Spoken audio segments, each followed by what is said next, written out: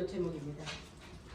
지난 주일에 우리는 부활의 첫 열매 되신 주 예수 그리스도의 부활의 정의로 살겠다고 다짐하고 현장 파송을 나가면서 손에 전도지를 들고 갔습니다. 예수 그리스도가 부활의 첫 열매 됐다는 뜻은요, 뭐가 같으냐면 예수님께서 유월절 어린 양으로 죽지 않았습니까? 그죠? 어린 양으로 죽음을 당한 지 50일 될 때에 그들은 출애굽해서 시내산에서 하나님부터 그 엄청난 하늘의 법을 받아온 사람이 모세입니다. 그 모세가 하늘에서 법을 가져 내려왔다면 신약의 오순절은요, 하늘의 불을 갖고 온 날이에요. 아멘. 그 불은 우리의 죄를 태우고 우리의 약함을 태우고 우리의 무능함을 태우고 우리의 불신앙을 태우면서 할 수 있는 능력자로 세워줬기 때문에, 그래서 상징하는 바가 큰 게 양은 양인데 예수 그리스도의 양은 단번에 드리는 제사가 되었고, 50일 될 때 하늘의 법이 아니라 하늘의 불을 받아서 그 불을 법으로 지키기엔 연약하기 때문에 그 하나님의 불을 받은 우리만이 그 법을 지킬 수 있기 때문에, 그래서 두 번째 일어난 사건이 바로 오순절의 불이 떨어진 날인 줄 믿습니다. 그로 인해서 교회가 세워졌고, 그로 인해서 여러분이 교회라고 지금 선포받고 있지 않습니까? 그래서 저는 구약의 오순절은 출애굽한 지 50일 되네 하나님으로부터 하늘의 그 법이 땅으로 내려왔던 것도 엄청난 은혜고, 그것이 바로 율법으로 말하고요.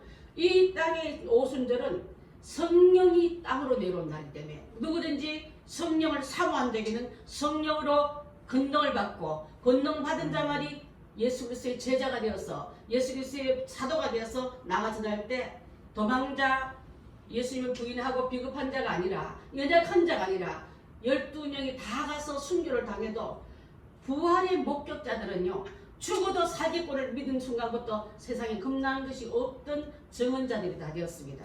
우리도 부활절 다음 주에 부활은 간 것 없고 또 인생의 염려에 불안에 두려움에 쌓이는 우리가 아니라, 그래서 우리도 예수 그리스도의 귀한 은혜를 받고 성령 충만이 내 안에 들어오면 죽어도 살겠고 부활신앙 가지고 나가서 나를 어떤 일로 복음 전하는데 방해도 죽임을 위협해도 두렵지 않는 것은 바로 예수님처럼 예수님 부활의 첫 열매가 됐다면 나는 그 다음 절기에 나도 열매 되리라.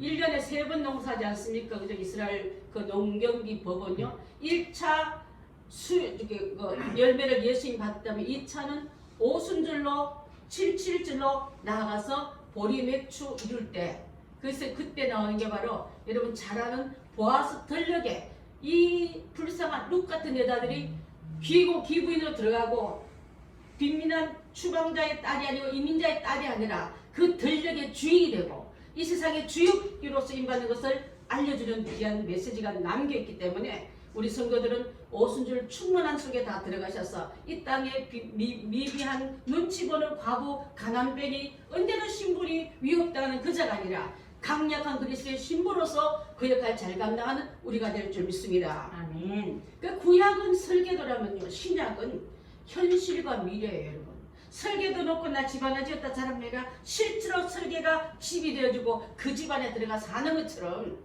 나도 성령의 그가 강한 능력을 주겠다는 그 말씀을 내가 들어가 살면서 누리는 우리가 된다면 부활의 증언자가 되고, 예수님 시대 때 보면요, 예수님 부활을 목격한 자만이 사도라 불렀어요.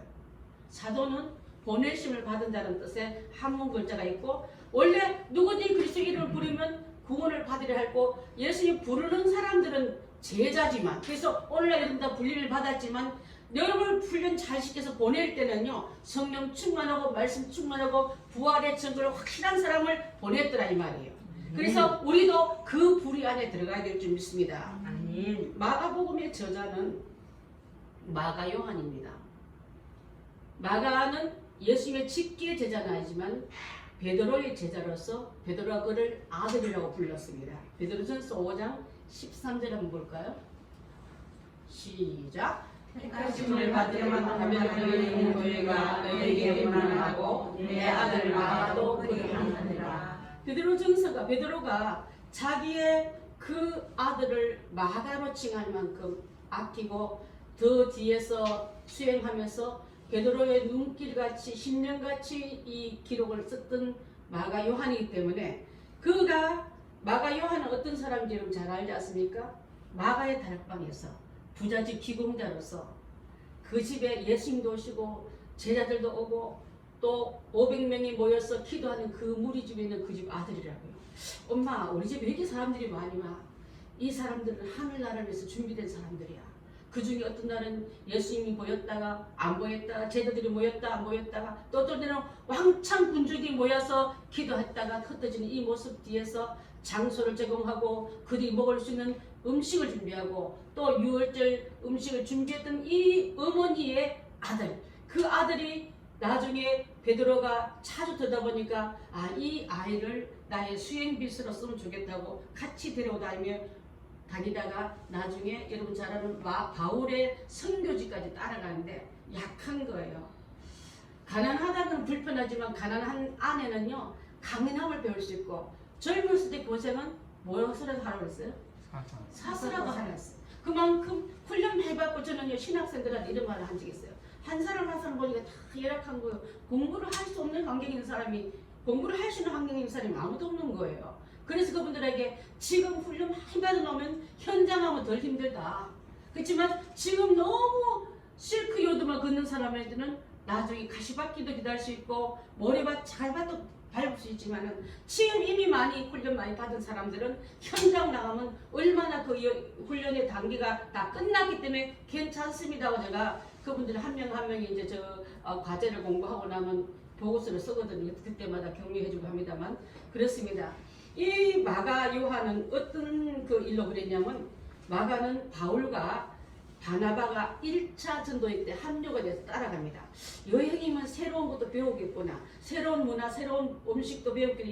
여행이라 주는 그 왜 기대감이 있지 않습니까? 그렇게 따라갔는데 근데 중간에 너무 힘이 드니까 그가 다른 곳으로 떠나버리면서 나중에 바울이 로마 감옥에 있을 때에는 뛰쳐나갔다가 재차 승차를 하차당했다가 다시 재승차해서 바울의 마지막까지 따라주는 그런 신실한 일꾼이 되었는데 중간에 그렇게 실패한 적이 있었다 이 말이에요. 사도행전 13장 13절에 그 내용이 기록되어 있습니다. 한번 보겠습니다. 시작. 바울과 및 동행한 사람들이 바고에서 베테하고 밤빌라에 있는 그가에 이르니 요한은 그들에게서 떠나 예루살렘으로 돌아가고 여기서 요한은 마가 요한을 말해요. 요한복음의 요한이 아니라 그래서 돌아가고 대개 학자들은 예수님이 잡히실 때 벗은 몸에 호디브를 이렇게 감고 살살 따라가다가 들키니까 옷을 버리고 왜냐면 붙잡히면 이 옷 때문에 아니면 혼입을 때문에 잡힐까봐 벗어 던져버리고 벗은 몸으로 도망치던 청년 얘기가 나오거든요. 마가복음 14장 51절 52절 한번 보겠습니다. 시작. 한 청년이 벗은 몸에 배에 혼이불을 두르고 예수를 따라가다가 무리에게 잡히매 배에 혼이불을 버리고 벗은 몸으로 도망하니라. 이 사람이 바로 마가 요한이에요. 이렇게 약하면 도망가던 습관이 선교지가 또 힘들어 죽겠다고 찡찡거리다가 나중에 어떻게 보면 선교서는 전투함이지 않습니까? 유람선이 아니에요. 영혼을 건지고 전도하는 일은요 여유 착착하다 뜻이 아니라 사느냐 죽느냐 것이 피 튀기는 어떤 영적 전투력이 있는 그곳에서 견디지 못해서 이때도 도망한 것이 그때도 도망했던 그였지만은 나중에 바울이 그를 데려오느라 그는 내게 유익한이라는 사람으로 성장해서 올라갑니다. 유약한 사람이 어릴 때도 있고 실패담을 할 때 있고 중간에서 들어다 놨다는 사람도 있지만은 끝까지 잘 훈련시켜서 유익한 사람으로 올라가는 게 바로 우리 하나님의 앞에 쓰여진 성도와 일꾼과 제자와 사도의 성장 어떤 프로그램이면 곡선이라면 여러분 하루아침에 어느 날 목사가 되고 어느 날 전도사가 되고 장로가 되지 않았지 않습니까? 그래서 우리 교회도 그런 사람이 있을 때는 마가 요한 같은 그 자도 포기하지 않고 잘 쓰임받기 위해서 그를 비유 맞춘 게 아니라 그를 더 격려하고 동료해서 다시 복음수로 성성시킨 것처럼 우리 행복한 교회에 배 안으로 성선시키는 우리가 다 되어야 될 줄 믿습니다. 요한복음 20장 31절 한번 보겠습니다. 시작. 오직 이것을 기록함은 너희로 예수께서 하나님의 아들 그리스도이심을 깨닫게 하려 하며 또 너희로 믿고 그 이름을 힘입어 생명을 얻게 하려 함이니라. 요한복음, 마가복음 전체가 다 성경에 기록된 이유는 하나님의 아들 예수 그리스도를 믿게 하고 또 그 이름을 믿고 생명을 얻게 하려고 이 성경을 썼다. 그래서 성경의 전체적인 그 핵심의 단어는 예수 그리스도의 복음을 설계하고 성취하고 이루신 것을 말씀하고 있는 줄 믿습니다. 자, 아까도 말한처럼 제자는 어떤 사람이 제자냐면 부르면 제자를 부르심을 받으면 소명이랍니다. 그죠? 불러내면 옛날에 복음성 중에 이런 노래가 있어요. 오라 오라 오라 내게 오라 내게 오라 내게 오라 만일 내게 오면 사람 낚는 어부 되게 이렇게 내용이 있지 않습니까? 그래서 부르면 제자라면은 사도에는 부활을 목격해서 그 엄청난 세상에 전에도 없고 후에도 없는 예수 그리스도가 죽으시면서 부활한 것을 믿는 자는 너희도 부활로 살 거야 하고 바라본 자에게는요 생명보다 더 귀중한 사실을 확인한 자만이 사도가 될 수 있다 이 말이에요. 여러분. 여러분에게도 그냥 누구 얘기 듣고 천국 갑시다는 합리적인 게 아니라 내가 예수 그리스도를 내 구주로 믿고 부활하신 예수님이 내 안에 들어오니까 너도 부활체야. 죽어도 살겠고 사는데 영원히 사는 곳이 지옥이 아니라 천국이라고 알려주시며 그곳에 갈 자라면 천국을 위해서 사는 너가 되어라고 이렇게 말씀하고 있지 않습니까? 아멘. 그것을 지금 다시 한번 강조하고 싶습니다. 그래서 그들은 부활 사건을 통해서 사명받은 제자들이 다시 하늘의 불을 받고 모세가 시내산에서 법을 받은 날, 영적으로 신약에서는 예수로 죽은 지 부활한 지 50일 되는 날 불이 떨어지고 성령이 들어오고 그 연약함이 물러가고 내 안에 강한 능력이 들어오니까 이제는 딴 데까지 가서 내 제자가 되어라니까 아멘 하고 가서 실제로 죽음을 맞바꾼 사람들이 제자들이고 사도들이 아닙니까 여러분? 그래서 여러분 우리도 이것을 이어가기 위해서 우리가 불림받은 우리고 성령 충만을 받는 자만이 예수 부활이 믿어지고 나도 부활되겠다. 내가 사는 곳이 이제 잠시 7, 80 내지 100년 이 땅에 살면서 다음 단계는 더 나은 부활로 가기 위해서 이 땅에서 내가 사는 이 시간대에 물질을 싣고 그의 나를 심고 주 예수의 복음을 위해서 심는 자가 되어서 나는 그 땅에서 영원한 추수의 그 열매로 그곳으로 들어가리라 하고 외치는 자가 바로 지금 선교사로 떠나고 주의 복음대로 불림받은 우리가 갈 방향이라 이 말이에요. 여러분. 아멘.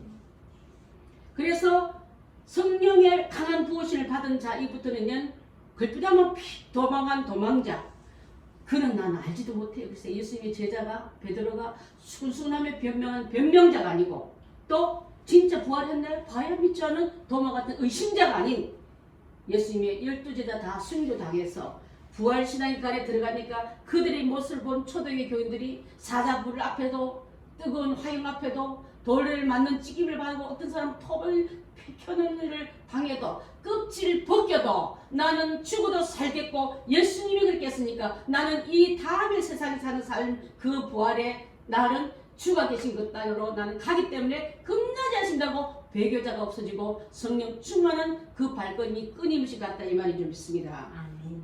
여러분 1절에 보게 되면 바로 복음의 시작은 예수 그리스도라는 것을 선포하고 있습니다. 예수 그리스도의 시작은 복음의 시작입니다. 태초에란 말과 시작이라는 말과 이 단어가 같아요.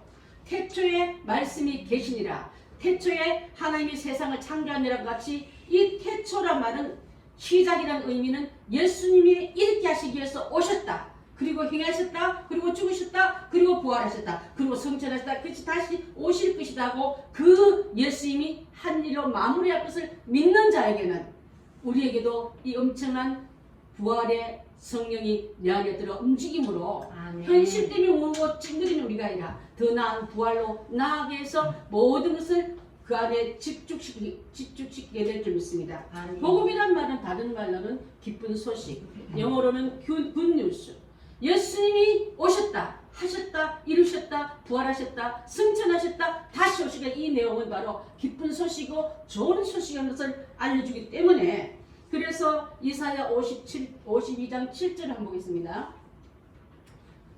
시작. 좋은 소식을 전하며 평화를 공포하며 복된 좋은 소식을 가져가며 구원을 공포하며 시온을 향하여 이르기를 내 하나님이 통치하신다 하는 자의 산을 넘는 발이 어찌 이렇게 아름다운가.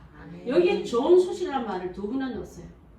자, 좋은 소식은 복음이고, 복음은 예수의 이야기고, 예수님이 완전하게 이루신 일을 너가 믿으면 너에게는 죄사함과 또 영원한 나를 약속한다, 이것을 알려주어라. 그래서 예수 그리스도의 오신 이 일을 전하기 위해서 복음과 함께 따라온 게 있다면 평화예요. 복음이 가는 곳마다 평화가 들어가고, 평화가 있는 곳마다 부흥되게 돼 있고, 예수 복음 잘 주는 나라마다 다 복받았습니다. 우리나라가 남한보다 북한 예루살렘 쪽에, 한국의 예루살렘이 평야일 때요, 남한의 3배, 4배보다 더 잘 살았답니다. 복음이 왕성하게 일어날 때. 문화도 큰 부자가 다 그곳에서 나왔다는 거예요. 그때 남한이 그렇게 잘 살지 않을 때 북한의 예루살렘인 평양은요, 학문이 또 모든 외래 문화가 그곳에 판치고 있을 때, 복음이 왕성히 일어날 때 생활의 수준이 남한의 4배가 더 난다는, 지금 차이도 많이 나지 않습니까? 복음을 쓸어내고 공산주의, 인본주의, 세상의 세속주의가 더 올라가니까 다 가난해져 버려서 세계에서 가난한 나라의 몇 순위에 들어갈 만큼 약해버렸다면요, 복음을 쓸어내고 인본주의, 공산주의가 안에 들어가 보니까 전체가 가난으로 찌들고, 제가 98년도 중국을 갔을 때 그 백두산에서 북한 쪽 쳐다보면서 그게 많이 울었다 했지 않습니까? 사촌의 이름이 생각나고 그곳에서 굶주린 그들을 생각하면서 많이 울었어요. 기도하면서 손을 들고 저 땅을 회복시켜달라고. 저 땅에, 근데 거기서 백두산 천지 거기서 저쪽을 쳐다보는데 산이 벌게요. 어쩌면 저 땅이 저주받았던 그 땅이 저렇게 됐을까? 옛날에 그렇게 잘 살았다는데, 제가 신학교 때 그걸 배웠지 않습니까? 예루살렘의 엄청난 부흥, 동방의 예루살렘이 엄청난 부흥을 이룰 때, 지금은 그 교회 자리에 김일성, 김정일의 동상이 올라가서 많은 사람을 하나님을 조롱하고 이가 신이라고 굴복신 그것이 인민이 못 살고 지도자의 행포에 그들이 굶주림을 받을 때, 여러분, 내 안에 복음이 왕성히 일어나면요, 가나안의 저주가 물러가지만 인본주의, 여러분 갖고 있는 세상적인 것이 들어가면은 하나님은 가감없이 그를 썰어버리는 것을 너무나 많이 본 줄 믿습니다. 그래서 예수 그리스도의 복음이 들어오면요, 평화와 구원과 함께 형통과 부유도 들어오는 것을 알 수 있는 건, 그 가지고, 그 물질 가지고, 그 형통 가지고 너도 다른 사람을 전하여라, 구하여라, 그들에게 전파하여라 주신 하나님의 강력한 무기인 줄 믿습니다. 그것을 내 것으로 참고 내가 구가 많고 저축구가 많고 부동산이 많다고 자랑하게 되면요, 하나님께서 맡길 이유가 없지 않습니까? 맡길 이유가 없을 때는 뺏어가서 다른 사람 손에 넘겨서, 옛날에 가난했지만 잘 사는 사람 일을 많이 보지 않았습니까? 그런 역사가 일어날 줄 믿습니다. 그 일을 전하기 위해서 예수님의 오심을 예비한 자가 있다는 바로 세례 요한입니다. 세례 요한께서 하신 일 중에 보면 말라기 3장 1절에 이미 예언이 되어 있습니다. 한번 보겠습니다. 말라기 3장 1절 시작. 만군의 여호와가 이르노라, 보라 내가 내 사자를 보내리니 그가 내 앞에서 길을 준비할 것이요 또 너희가 구하는 바 주가 갑자기 그의 성전에 임하시리니 곧 너희가 사모하는 바 언약의 사자가 임하실 것이라. 자, 미리 보내노니, 이 사자를 미리 보내서 그의 길을 준비할 것이고 또 그 언약한 사자가 임하겠다는 말씀을 하시면서, 그래서 어떻게 보면 세례 요한까지는 구약입니다. 세례 요한 이후에 예수님이 진짜 오시면 신약의 시작입니다. 그래서 예수님이 오시면 하늘에서 갑자기 뚝 떨어져서 온 게 아니라 구약 전체에서 이렇게 이런 때에 오실 거라고 계속적으로 예언하고 있었고, 또 그 마지막 전에는 예수님의 길을 평탄하게 길을 닦아내기 위해서 이러한 선지자가 올 것을 예언하는데 그 예언한 사람이 누구라고요? 세례 요한입니다. 다른 복음서에도 세례 요한이 일어난 출현 일은 굉장히 중요하기 때문에 많이 다루는데 누가복음에는 그의 탄생의 기세가 자세히 기록되어 있는 것도 볼 수 있습니다. 그 이유는 바로 예수 그리스도 하나님 아들 되심과 메시아 되심을 알려주기 위해서 외쳤던 그 선지자이기 때문에 그렇습니다. 세례 요한이 첫 번째 했던 외침은 회개하라 천국이 가까웠느니라. 회개해야만 천국을 받을 수 있다. 회개해야만 천국 갈 수 있다고 했지만 회개하면 천국을 얻기 위해서는 죄를 멀리하고 씻어내고 비워내고 그분을 받아야 된다는 말이 안에 들어가 있는 줄 믿습니다. 예수 그리스도의 귀한 세례는요. 그래서 세례 요한이라는 의미는 죄 사함을 받는 효능이 있는 게 아니라 죄는 씻어야 되는 물로 씻고 이렇게 더러운 건 씻어내야 되고 상징으로 씻어내면 말하고 예수가 오시면 죄 사함의 권능이 들어가는 거예요, 여러분. 아멘. 그래서 예수님이 세례를 받는 세례 요한보다 6개월 후에 오지 않습니까? 사실은 유대인들은 세례가 필요 없습니다. 왜? 유대인들은 아이가 낳으면 8일 만에 뭘 받아요? 할례를 받기 때문에 세례가 받을 필요가 없는데도 불구하고 얼마나 많은 사람이 복음 앞에 깜깜한 땅에 있을 때 이렇게 살면 안 될 것 같아. 이러면 내가 하나님 앞에 큰 벌을 받게. 그러면 아무 소리 없는 400년의 침묵기간이 계속되다가 탁 나타난 세례 요한이 회개하라 천국이 가까웠느니라.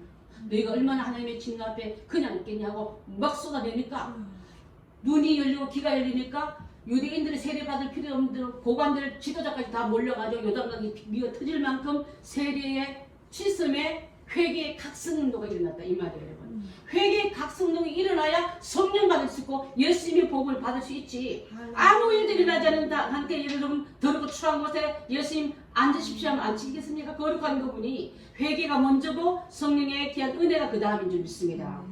그래서 이 복음이 이스라엘의 굳게 가진 고집통이 유대적이고 그 하나님의 선미의식으로 가득 찬 그들에게 이제 새 하나님의 은혜의 말씀이 귀가 들리니까 엄청난 센세이션이 일어난 거예요. 그래서 5절 우리 한번 띄워봐 주시겠습니까? 집사님 맨 앞에 있는 5절 가능할까요? 시작! 온 유대 지파가 예루살렘 사람이 다 나아가 자기 죄를 자복하고 요단강에서 그에게 세례를 받더라. 온 유대 사람뿐만 아니라 그 멀리 있는 예루살렘 사람까지 다 나아가 나는 죄인이다. 난 씻어야 돼요. 난 정말 바꿔야 돼 하고 자기 죄를 자복하고 나는 죄인이니까 씻어야 됩니다 하고 받아들이시. 성령도 맞아요. 나는 이 상태로 안 됩니다. 주님의 성령을 받아냅니다. 모세가 법을 받고 율법을 받은 것처럼 나는 하늘의 불을 받아야만 나의 힘으로는 안 되기 때문에 주님이 나를 바꿔달라고 맡길 때 성령은 강타된 일이 바로 오순절 다락방 사건이거든요. 그래서 자기 죄를 자복하고 왔을 때 마태복음에 보면 바리새인도 몰려오고 사두개인도 몰려오고 종교 지도들도 몰려왔다고 되어 있습니다. 여러분. 이렇게 갈급한 이유 중에 하나가 400년이라는 암흑기는요. 사실 없으니까 여러분 혹시 죄를 지적한 게 좋겠고 죄를 가만히 놔두면 좋겠습니까? 잘못했을 때 가만히 놔두는 게 더 불안한 거야. 차라리 쳐서 토해내게 만들고 씻어내게 만들기 더 낫지. 가만히 두고 아무 죄 없더라면 영원히 병들고 영원히 무감각해지는 요즘에 깊은 잠에 들어가게 뭐가 좋습니까? 오히려 지르책하는 일이 일어나거나 깨달는 일이 일어나거나 설교를 통해서 찔림이 일어나면요 사는 역사가 일어난다니까요. 아멘. 그렇지 않고 가만히 놔두면 400년 동안 죽겠는 거예요, 사람들이. 그래서 현엄 그 이상적인 나라가 왔구나. 이제 우리가 진짜 깨어났구나. 진짜 복음이 복음되구나 생각하고 그들이 다 나와가지고 저분을 통해서 하나님 나라가 이래지나 보다 하고 와서 죄 씻음을 상징한 물로 씻음을 받고 나니까 그의 모습은 세례 요한은 낙타 트롯을 입고 가죽의 허리띠를 띠고 먹는 음식을 메뚜기와 뭘 먹었다고요? 석청을 먹었더라. 광야에서 선지자가 먹는 음식의 모습과 입는 옷의 모습이 같다고 볼 수 있는 점입니다. 여러분 사실은요 세례 요한은 아버지가 제사장입니다. 그죠? 사가랴의 아들.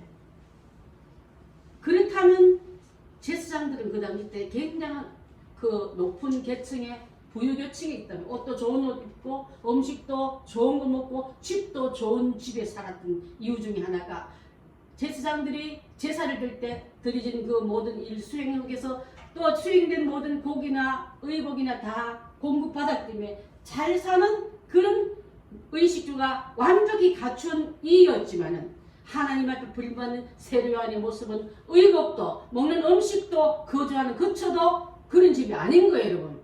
하나님 나라를 위해서 여러분 먹고 잘 살고 있는 그것도 참 중요하지만은 바른 복음, 바른 진리, 바른 선지의 직이 있다면 가난해도 못 먹어도 거처가 제대로 정하지 않아도 하나님 참 담당 잘했던 세례요한을 어떻게 칭송했습니까? 예수님이 여자가 낳은 중에 가장 큰 자라. 아멘. 사람이 낳은 중에 저는 제일 큰 자라고 볼 수 있습니다. 아멘. 그런 자라는 인정을 받았다면 복음은 바로 이렇게 전해져야 될 줄 믿습니다. 누가복음 7장 28절에 그 말씀이 기록되어 있습니다. 7장 28절 말씀 시작. 내가 너희에게 말하노니 여자가 낳은 자 중에 요한보다 큰 자가 없도다. 그러나 하나님의 나라에서는 극히 작은 자라도 그보다 크니라 하시니. 그렇습니다. 예수 그리스도의 복음을 바로 전하기 위하고 바로 능력하기 위해서 주어진 여건을 호의호식하며 나는 참 괜찮은 집 아들 같아.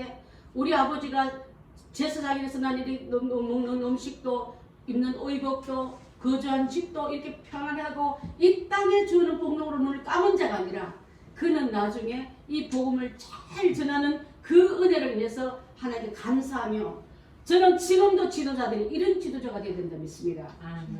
가장 낮은 자리에서 자신을 낮추고 예수님을 높이고 아멘. 복음을 높이고 진리를 높이고 성령의 강한 능력을 여러분에게 전하면서 아멘. 예수님의 뒷일을 치다끌이 하면서 굳은 일을 도맡아하면서 그 사람들이 자기를 칭송하려면 나는 그렇지 않다. 나는 하는 일은 예수 그리스도의 앞길을 열어주기 위해서 왔다. 그 다음에 나는 그의 신들매를 어떻게 한다고요? 풀기도 하고. 종은 원래 있잖아요. 신발을 신으면 종은 발을 내밀면 신발 매줍니까? 풉니까? 매주게 돼 있어요. 근데 어떻게 이게 표현을 다르게 했냐 여러분 의심해 본 적이 없습니까? 신발은 반드시 풀이 끊어지면 되게 불편하고 그날 주인을 욕들게 하면 느슨하게 위에다가 가다가 풀리면 제일 골탕 먹기 쉬운 일인데 왜 예수님이 그 위치를 신발을 매는 역할을 내가 한다 하지 않고 풀기도 감당치 못하겠노를 왜 표현했을까요? 저는 여기서 깊이 묵상하다 한 가지 깨달은 거는 사람들의 종은 그 주인의 신권은 잘 매일 줄 알지만은 이 세례 요한은 생각의 고정관념을 푸는 역할을 하겠어 이렇게 표현했구나. 이를 메시아로 자꾸 여기고 자기를 높이려니까 나 그런단 게 아니야. 예수님의 신발 묶기도 하고 풀기도 하는데 나는 묶는 종은 많지 않습니까? 그죠? 난 푸는 것도 감당하지 못할 만큼 아무것도 아니야 하고 자신을 낮춰 비하시키고 예수님을 높여 올려드린 거예요 여러분. 아멘. 예수님보다 6개월 먼저 태어난 제사장 가문의 아들이어서 그 가정에도 늙어서 아기를 낳지 못하는 엘리사벳과 스가랴 가정에 특별한 권능의 아들로 태어났고요. 또 그의 부모님이 갖고 있는 직을 보면은 가만히 있어도 절로 상속되어지는 그런 직임의 제사장으로 가게 되어 있지만은 풍족하고 넉넉한 그 성도들이 갖고 오는 유대인들이 갖고 오는 각종 11조와 예물들을 풍성히 쓸 수 있는 그런 권리와 권한을 다 버리고 예수님이 하늘 보자 버리고 이 땅에 오신 것처럼 그가 아멘. 넉넉함을 버리고 가난한 자의 대상인 옷을 입고 아멘. 그들이 먹는 서민촌의 음식을 먹고 그리고 외치는 자는 눈에 빛을 바라면서 회개하라 천국이 가까우니라고 아멘. 외치면서 바른 말을 할 수 있는 이러한 지도자가 지금 없지 않습니까? 그렇다면 여러분 우리 행복한 교회 여러분들은 나는 하늘에 속하는 선지자인지 땅에 주어진 것을 복록을 좋아하는 사람인지 한번 구별해 보셨으면 좋겠습니다. 그래서 많은 넉넉한 풍족한 것을 가지고 찬난 복 많이 받은 사람 생각하지 말고 비어서 복음 전하는데 선교하는데 주님의 사명을 감당하는데 세례와 같이 쓰임받는 자가 많다면 이 땅이 이렇게 썩어지겠습니까? 복음이 이렇게 약해지겠습니까? 교회가 교회답지 못하는 말을 들어야 되겠습니까 여러분? 그래서 저는 오늘 부활하신 예수님을 바로 전하기 위해서 전체가 복음인데 예수님이 자체가 복음이고 그분을 받기 위해서 회개인이 내게 들어오고 회개인이 들어갈 때 성령이 이제 내게 들어와서 내 가두에 있던 모든 생각은 모든 그 종들은 신발끈을 매는 일만 하는데 나는 푸는 일을 하는 만큼 다양한 일에 쓰임만 우리 주의 종들이 많이 나올 수가 있다면 하나님 나라의 강력한 복음의 부활의 증인자가 우리 교회에 넉넉히 나오게 될 줄 믿습니다. 아멘. 자, 세례 요한을 이 땅에 보내시면 구약 말라기를 통해서 예언했던 메시아 오기 전에 엘리야 같은 성적을 가진 사람이어서 먼저 와서 이 일을 하겠다는 예언이 이루어졌고요. 또 세례 요한은 선지자의 모습으로 와서 외치다가 간 분이고 예수님과 같은 동령도 했지만 절대로 그분의 영광을 도적질하거나 탐내거나 겨루지 않았던 겸손한 자의 모습이 될 수 있을 줄 압니다. 좀 하면 왜 이렇게 겸손하지 못하고 왜 이렇게 교만합니까 여러분? 왜 이렇게 영적으로 좀 은혜를 받았다면 진짜 영성은 예수님같이 낮아져야 되는데 진짜 영성은 왜 이렇게 카리스마가 강해가지고 사람들을 마음을 묶어버리고 절절 매게 합니까 여러분? 복음 앞에서 풀어놓는 사람이 우리가 되어야 될 줄 믿습니다. 아멘. 세례 요한을 세워서 400년 동안 총했던 그 땅이 복음의 휘장을 확 걷어제키듯 확성기가 그들의 귀에 왕왕왕 울려 퍼지시 예수가 오셔서 이런 할 거라고 외친 것처럼 부활을 살리신 그분이 지금도 다시 오실 거라고 외치는 우리 행복한 교인들이 복음의 나팔들이 한가닥 다 울려 퍼질 때 잠자는 자들이 죽은 자들이 또 헤매는 자들이 바른 길로 돌아오게 될 줄 믿습니다. 아멘. 의갑되던 심령이 죄로 묶였던 그들이 풀림받고 나니까 살 것 같은 거 여러분. 아까도 그랬지 않습니까? 죄 짓고도 가만히 게 좋겠습니까? 아니면 한 대 얻어맞고 깨우친 게 좋겠습니까? 않습니까? 이제 하나님께서 이 귀한 사실을 예수가 오시면 복음이 오시면 기쁜 소식이고 그 앞에 오는 자는 어둠은 물러가고 빛의 자녀로 빛의 나라로 영생하는 세상으로 들어오게 된 사람들을 외치는 자가 없으면 누가 그것을 받으리요 누가 그것을 알리요 했습니다. 이제 사랑하는 귀한 우리 성도들은 나가 전도할 수밖에 없는 것은 주님이 오셨다는 다 이루어놓으신 사실을 이제는 알려주기만 합니다. 아멘. 당신의 노력으로 애씀으로 힘쓰므로 구원받은 게 아니라 다 이루는 그분을 내가 마음으로 믿고 영접하면 됩니다. 예수님이 부활하신 게 바로 그 첫 열매가 됩니다. 그가 살아나셔서 영원한 생명의 주가 되심을 알려주는 이가 바로 우리 세례요한처럼 우리가 외치러 나가는 일이 된다면은 이제 나가서 자식 자랑, 돈 자랑, 스펙 자랑, 집 자랑 하지 말고 예수 자랑, 복음 자랑, 천국 자랑하는 우리가 다 되어서 복음의 나팔수들이 다 되어서 이 땅의 어둠과 혼란과 어지러움을 다 물러치고 예수님이 오심이 성령의 오심이 우리 가운데 질서로 임하셔서 평화의 왕이 오시니 내 마음이 평강은 그다음 물질 형통이건 아무것도 아닌 줄 믿습니다. 그것을 순서를 뒤바꾸지 않는 우리가 다 되길 바라겠습니다. 아멘. 결론입니다. 유대인이 표면적으로 유대인이라서 구원받은 게 아니라 또 유대인이 나는 할례 받아서 다가 아니라 그들이 엄청난 복음의 소식 듣고 요단강가로 들어가서 세례를 받고 어찌하고 가슴 치는 것 같이 이제 저분은 괜찮겠지, 저분은 구원을 받겠지, 저분은 신앙이 안전한 저 같은 사람들 들어보면 항일같이 이런 반응이 일어나게 돼 있다니까요. 여러분의 복음이 그들의 잠자는 그들의 묶여있는 엄청난 눌림을 깨우치는 소식이 세례요한같이 외침이 되길 바라겠습니다. 아멘. 무성한 입만 자라고 이렇게 우리 나무도 크고 이렇게 잎사귀가 많다고 자라는 세상에 보여주는 것이 단주라는 그들에게 열매를 원하신 그분 앞에 열매 맺기를 그 좀 덜해도 괜찮고 그 좀 덜 무성해도 괜찮고 이제 열매 안으로 자양분을 끌어들여서 예수님이 부활의 첫 열매가 됐다면 우리는 그분이 원하는 열매를 맺어가는 우리가 되어야지. 푸르른 뭐 자랑하고 또 무성함은 자랑하는 이 땅에서 보여진 그것을 자랑 삼는 그들의 시각과 생각과 가치관을 바꿔서 예수님의 나라에 들어간 것은 그렇지 않다고 알려주는 우리 성도들이 되시길 바라겠습니다. 그래서 예수님만 전하고 높였던 세례 요한같이 우리도 그 역할 감당 잘해서 화려한 외적인 조건은 없지만은 먹는 음식 너 뭐 먹어? 나는 메뚜기 먹어. 나는 석청 먹어. 옷은 그게 뭐야? 거짓대같이. 그래도 그 안에 하나님 나라를 전했던 그를 예수님 여자가 낳아도 가장 큰 자가 세례 요한이다. 이 증거를 받는 우리 교인들 다 되시기를 예수님 이름으로 축원합니다. 아멘. 기도하겠습니다.